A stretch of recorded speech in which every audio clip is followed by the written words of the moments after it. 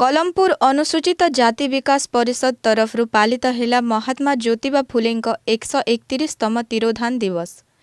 बड़कुटरू ग्राम पंचायत अंतर्गत डंगरीपड़ा आंबतोटा प्रांगण में कलमपुर अनुसूचित जाति विकास परिषद तरफ महात्मा ज्योतिबा फुलेंक तिरोधान दिवस पालन होइथिला। 1827 अप्रैल 11 तारिख जन्मग्रहण करिथिबा महात्मा फुलेंक पूरा नाम ज्योतिराज गोविंदराव फुले। आजिर तारीख नवेम्बर 1890 रे इहधाम त्याग करथिले। दलित निष्पेषित नारी शिक्षा उपरे सारा जीवन समर्पण करथिले।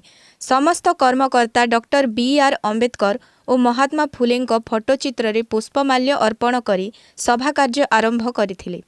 एही परिप्रेक्षी रे बड़कुटरू ग्राम पंचायत स्तरीय कर्मकर्ता चयन करा जायथिला। सभापति भावे धीमान नारायण सुनानी, उपसभापति धीमान क्षेत्रमणि नायक, संपादक धीमान चंद्रहास्य छत्रपाल, सहसंपादक अभिमन्यु नियाल, कोषाध्यक्ष धीमान नीलाचल नाग मनोनीत होइथिबा बेले कृष्णचंद्र नियाल, श्रीहरि छत्रिया, जगदीश नायक, गौरांग बाग, षष्ठी प्रकाश सुनानी, कुरुक्षेत्र नायक, भागीरथी बाग, दुर्जन सुनानी, दुर्जन नियाल, ईश्वर सुनानी, विशिकेशन सुनानी उपदेष्टा कमिटीर सदस्य भावरे मनोनीत होइथिले। उक्त कार्यक्रम रे कलमपुर ब्लॉक अनुसूचित जाति विकास परिषद पक्षरु उपदेष्टा शत्रुघ्न नायक, सहसंपादक बलराम छत्रिया, समाजसेवी माधव सुनानी, पद्मकिशोर नायक तथा अन्य माने उपस्थित थिले।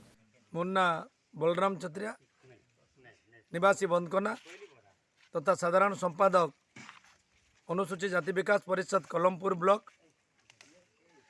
आज मुख्यतः आजिकार उद्देश्य होची आमर अनुसूचित जाति विकास परिषद कलमपुर ब्लॉक अधीनस्थ बड़कुटरू ग्राम पंचायत नूतन कमिटी चयन पाए आज एटी आम समस्ते उपस्थित होइथिलु।